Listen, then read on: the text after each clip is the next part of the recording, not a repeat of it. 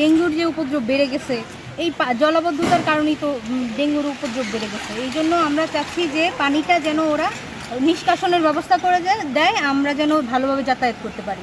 এটা করলে আমাদের জন্য খুবই ভালো হয়, জনসাধারণের জন্য খুব ভালো হয়।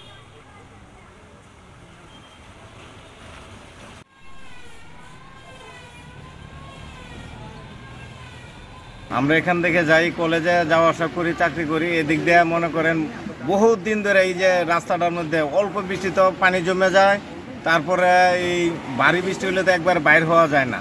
এরকম অবস্থা মনে হয় কিশোরগঞ্জ সিটির ভিতরে অন্য কোনো জায়গায় আছে কি না আমরা জানি না। আমরা এখানে অনেক সমস্যার মুখোমুখি হচ্ছি, যেমন আমরা কলেজ থেকে বাইরে যেতে পারছি না।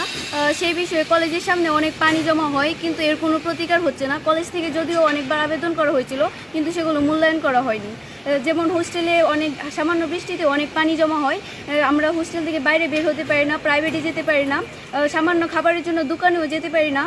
কলেজ থেকে যদিও এর জন্য অনেকবার বিভিন্নভাবে আবেদন করা হয়েছিল, কিন্তু এর কোনো প্রতিকার হয়নি। আমরা আমাদের প্রাইভেটে যেতে পারছি না, আমরা হাঁটাচলা করতে পারছি না। এইসব নোংরা পানির কারণে আমাদের স্কিনে বিভিন্ন রকম সমস্যার সৃষ্টি হচ্ছে, বিভিন্ন রকম সমস্যা দেখা দিচ্ছে। আর আমরা খাবার কেনার জন্য আমাদের দোকানে যেতে হয়, আমরা এই পানির কারণে দোকানে যেতে পারছি না। হাঁটু পরিমাণ পানি রাস্তাতে, ক্যাম্পাসে রিক্সা পাওয়া যাচ্ছে না। যেখানে রিক্সা ভাড়া ছিল 20 টাকা 30 টাকা, সেখানে হয়ে যাচ্ছে রিক্সা ভাড়া ডাবল 50 টাকা 60 টাকা হয়ে যাচ্ছে। আর এসব যে পরিমাণ ডেঙ্গুর উপদ্রব ইদানিং, সে পরিমাণ ডেঙ্গুর মধ্যে এরকম যদি পচা পানি থেকে আরও ডেঙ্গুর উপদ্রব হতে পারে, আমরা আমাদের স্বাস্থ্য সচেতনতা চাচ্ছি। আর আমাদের ক্যাম্পাসে পানির কারণে আমরা ভিতর থেকে হোস্টেল থেকে কলেজে আসতে পারছি না, সেখানে বাইরের মানুষ কীভাবে কলেজে আসবে? বৃষ্টিতে যে পরিমাণ পানি জমে বলার বাইরে। গতকালকে আমাদের প্রাইভেট ছিল, তো রাস্তার মধ্যে হাঁটু পর্যন্ত পানি থাকার কারণে আমরা প্রাইভেটে যাইতে পারি নাই। আর রিক্সাও পাওয়া যায় না, যেখানে 20 টাকার ভাড়া ওইখানে ভাড়া হচ্ছে 60 টাকা, তারপর আমরা রিক্সা পাই নাই। আর রাস্তার কথা বাদে দিলাম, আমরা তো বাইরে আসা যাওয়া করতে একদমই পারি না। আর কলেজের ভিতরে প্রায় সময় হাঁটু পর্যন্ত পানি হয়ে যায়, আমরা চলাচল করতে পারি না, না ভিতরে যাওয়ার মতো পরিস্থিতি থাকে, না বাইরে যাওয়ার মতো পরিস্থিতি থাকে। আমাদের খুবই কষ্ট হয়, আমরা এর প্রতিকার চাই। আর কথা হচ্ছে 50 টাকা 60 টাকা ভাড়া দিয়ে অনেক সময় আমরা খাবার কেনার জন্য সামান্য সামনে দোকানটা তো যাইতে পারি না, আমরা এর প্রতিকার চাই।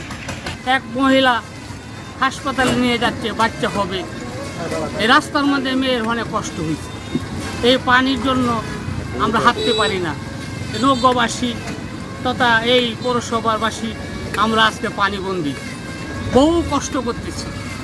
আমাদের ট্যাক্স দেই, হ্যাঁ, আমাদের ট্যাক্সের পয়সা দেই, আমাদের ট্যাক্সের পয়সা সঠিকভাবে কাজে লাগতেছে না। এই ভাঙা রাস্তা আসলে আমাদের অনেক কষ্ট হইতেছে। এই কিশোরগঞ্জের মানুষের কথা ভেবে চিন্তা করে অবশ্যই এই রাস্তাঘাট সুন্দর করা বা পানি থেকে যাতে মানুষ বন্দি জীবন থেকে মুক্তি পায়, এই জন্য। আর ভিতরে আরও অনেক কষ্ট হইতেছে, ভিতরে মানুষ ঘরতে বাইরে হতে পারতেছে না পানির জন্য। এই জন্য আসলেই আমাদের অনেক কষ্ট হইতেছে।